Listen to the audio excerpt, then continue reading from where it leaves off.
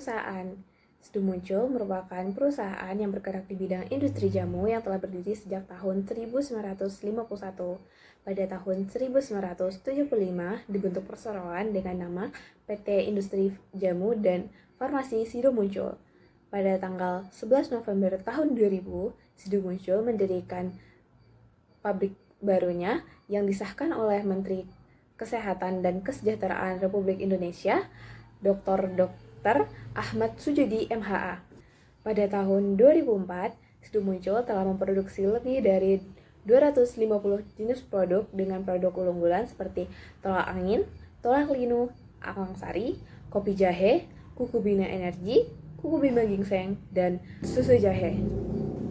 Saya, Putri Dina Angelica, akan menerangkan mengenai pengelolaan hybrid organization pada perusahaan Sido Muncul. Jadi, hybrid organization pada perusahaan Sido Muncul ini sejalan dengan visi Sido Muncul, yaitu untuk menjadi perusahaan yang memberikan manfaat bagi masyarakat yang dipercaya bahwa menjaga keberlanjutan bisnis sama pentingnya dengan menjaga kelestarian lingkungan dan bertumbuh selaras bersama masyarakat untuk masa depan yang lebih baik. Hybrid organization perusahaan Sido Muncul berdasarkan pada 5 pilar, yaitu pelestarian lingkungan, bisnis yang inklusif, kesejahteraan karyawan, integritas produk, dan pasokan yang berkelanjutan. Pelestarian lingkungan, perusahaan Sido Muncul berkomitmen untuk mengurangi dampak operasional perusahaan terhadap lingkungan melalui penerapan produksi bersih serta penggunaan sumber daya yang efisien. Dalam bisnis inklusif, perusahaan Sido Muncul mengambil peranan penting dalam keterlibatan masyarakat, terutama petani, sebagai bagian dari rantai nilai perusahaan. Dalam konteks kesejahteraan karyawan, perusahaan memastikan agar setiap karyawan berada dalam lingkungan kerja yang layak dan kondusif dengan menjaga hubungan industrial yang harmonis serta memastikan keselamatan dan kesehatan kerja setiap karyawan. Integritas produk yang diberikan oleh perusahaan yaitu kualitas dan keamanan produk untuk memenuhi kepercayaan dan ekspektasi konsumen.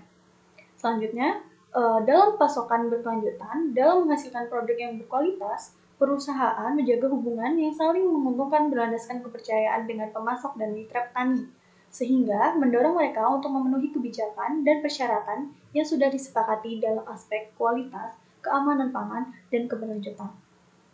Selanjutnya, saya akan menjelaskan terkait implementasi triple bottom line. Ada 3 aspek.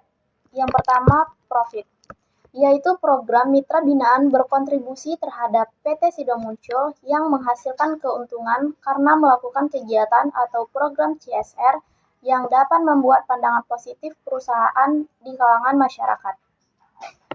Melalui pandangan positif tersebut, dapat memperkuat kesadaran masyarakat terhadap merek sehingga dapat meningkatkan penjualan produk dan brand perusahaan. Yang kedua, aspek people, yaitu perusahaan memberdayakan masyarakat dengan adanya pelatihan dalam pembuatan produk, termasuk pengemasan yang baik dan benar. Hal ini dapat meningkatkan keterampilan dan dampak positif berupa pendapatan dan kesejahteraan bagi masyarakat yang terlibat. Yang terakhir yaitu aspek planet. Melalui program CSR, yaitu mitra binaan, dapat meningkatkan keberlanjutan lingkungan hidup serta menjaga kelestarian aspek fisik, sosial, dan budaya perusahaan, seperti dalam mengelola limbah produksi serta penggunaan bahan baku yang ramah lingkungan. Selanjutnya, contoh nyata aspek triple bottom line pada PT Sido Muncul, yaitu program CSR yang berfokus pada pengembangan masyarakat dengan mengadakan program yang bernama Desa Wisata, yaitu dalam memberdayakan 2 desa, yaitu Desa Bergas Kidul dan Desa Diwak. Program ini dimulai pada tahun 2016 dan pada tahun 2020, produk dari Desa Bergas Kidul menggunakan brand yang bernama Mbok Jajan di bawah binaan Sido Muncul mampu meningkatkan penjualan produknya. Selain melakukan monitoring tanaman, Sido Muncul membuat pelatihan di kedua desa tersebut untuk menunjang perekonomian masyarakat dan kelompok tani, serta kelompok PPK dapat merasakan manfaat yang dilakukan oleh perusahaan Sido Muncul. Selanjutnya itu ada tantangan dan solusi pada PT Sido Muncul. Jadi tantangan yang dihadapi perusahaan Sido Muncul ini salah satunya adalah kurangnya inovasi produk yang cukup dalam beberapa tahun terakhir. Perusahaan perlu mengembangkan varian produk baru yang memenuhi kebutuhan pasar pada masa sekarang.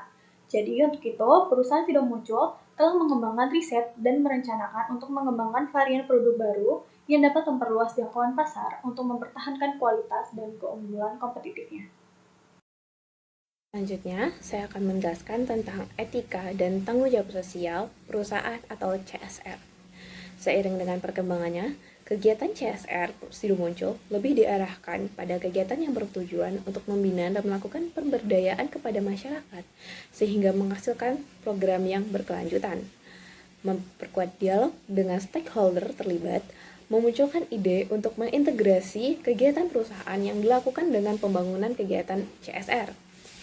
Memiliki wilayah pabrik yang dekat dengan destinasi wisata, Sidomuncul meluncurkan program CSR Desa Wisata Buah yang mendukung konsep pariwisata.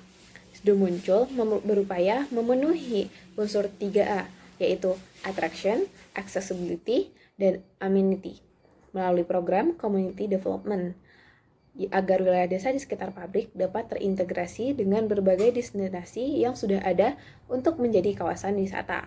Sidomuncul melalui serangkaian program CSR yang dilakukan menunjukkan respon perusahaan untuk dapat beradaptasi dengan lingkungan, komunitas, dan stakeholder yang terkait telah mengacu pada konsep pembangunan berkelanjutan.